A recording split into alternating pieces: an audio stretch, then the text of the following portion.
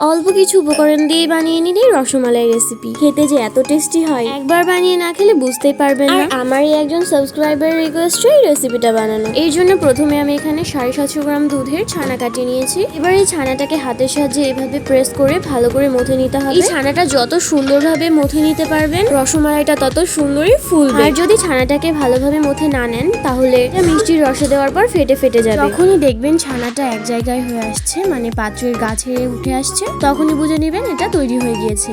আমি ছানাটা এখানে 5 মিনিট ধরে মথে নিয়েছি। এবার ছোট ছোট বলের আকার দিয়ে নেব, আর শেপটা আপনারা আপনাদের নিজের মতো দিয়ে নিতে পারেন। এবার দেখুন সবগুলো রসমালাই আমি এখানে বানিয়ে নিয়েছি। আর ভালো করে শেপটা দেবেন যাতে এর গায়ে কোনো ফাটল না থাকে, তাহলে কিন্তু মিষ্টির রস দেওয়ার পর এগুলো ফেটে যাবে। এবার আমি এখানে কিছু বাদাম কুচি করে নিয়েছি। এবার আমি এখানে গ্যাসে একটা পাত্র বসিয়ে দিয়েছি। এবার এতে আমি দিয়ে দিচ্ছি 100 গ্রাম চিনি। 100 গ্রাম চিনির জন্য আমি এখানে 2 কাপ পানি অ্যাড করেছি। আপনারা যদি প্রতিদিন নতুন নতুন রেসিপি দেখতে চান তাহলে আমাদের চ্যানেলটিকে সাবস্ক্রাইব করে দেবেন, আর পাশে থাকা বেল আইকন প্রেস করে দেবেন যাতে প্রতিদিন আমাদের চ্যানেলে ভিডিও আপলোড করার সাথে সাথে আপনাদের কাছে পৌঁছে যায়। এবার চিনির শিরাটা ফুটে উঠলে এর মধ্যে আমি রসমালাইগুলোকে দিয়ে দিচ্ছি। এবার এগুলো দেওয়ার পর 10 মিনিট হাই হিটে জাল করে নেব। 10 মিনিট জাল করে নেওয়ার পর আরো 5 মিনিট ঢাকা দিয়ে জাল করে নেব। আমি এখানে মালাইটা তৈরি করার জন্য 500 গ্রাম গরুর দুধ নিয়েছি। এবার এই দুধের মধ্যে অ্যাড করছি আমি 100 গ্রাম চিনি, আর দিয়ে দিচ্ছি কিছু কুচানো বাদাম। এবার আমি এখানে দিয়ে দিচ্ছি 10 টাকা দামের 1 প্যাকেট গুঁড়ো দুধ। গুঁড়ো দুধটা দিলে এখানে এই রসমালাই টেস্টটা আরো বেড়ে যায়। এবার আমি এখানে খুব সামান্য পরিমাণে দিয়ে দিচ্ছি অরেঞ্জ ফুড কালার। আমার হাতের কাছে কেশর ছিল না, সেজন্য আমি এখানে অরেঞ্জ ফুড কালার অ্যাড করে দিয়েছি।